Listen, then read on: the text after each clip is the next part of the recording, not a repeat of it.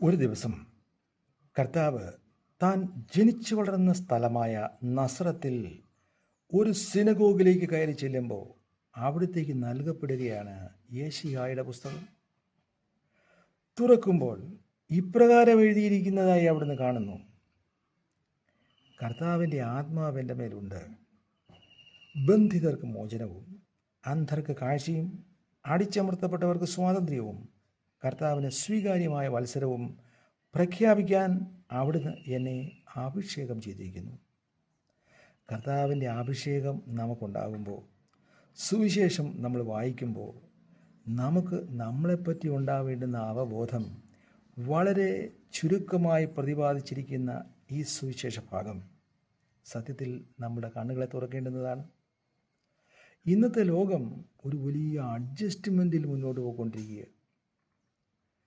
ഭീകരമായ അടിമത്വത്തിൽ പോലും നമുക്ക് അടിമത്വമാണെന്ന് തോന്നുന്നില്ല.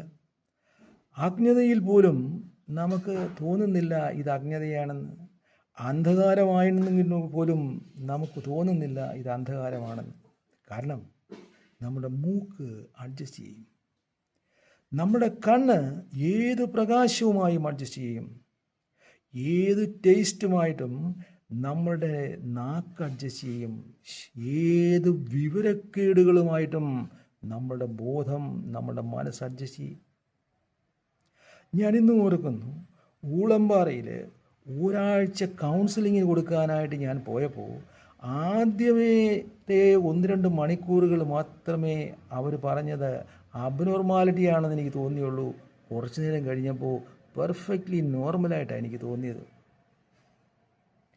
മനുഷ്യൻ്റെ അഡ്ജസ്റ്റ് ചെയ്യാനായിട്ടുള്ള കഴിവ്, അതെ, സത്യത്തിൽ ആധ്യാത്മികത എന്ന് പറയുന്നത് അഡ്ജസ്റ്റ്മെൻ്റ് എന്താണ് എന്നും സാക്ഷാൽ സ്വാതന്ത്ര്യം, കർത്താവ് പറഞ്ഞ സ്വാതന്ത്ര്യം എന്താണ് എന്നും നമുക്ക് വെളിപ്പെടുത്തി തരുന്നതും അതിലേക്ക് നമ്മെ നയിക്കുന്നതുമായിരിക്കണം.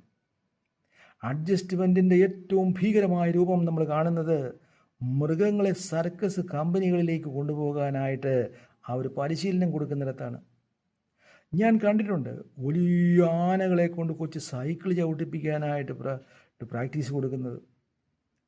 ദൈവത്തെ കൈയും കാലും പൊക്കി സ്തുതിക്കുന്ന കാണ്ടാമൃഗങ്ങളെ, താളത്തിനൊപ്പിച്ച് ചവിട്ടുന്ന കാട്ടുപോത്തുകളെ.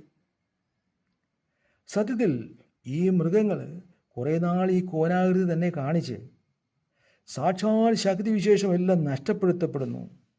പിന്നെ ഈ മൃഗങ്ങൾ പ്രാർത്ഥിക്കുന്നത് സർക്കസ് കമ്പനികൾ നിലനിൽക്കണമേ. കാരണം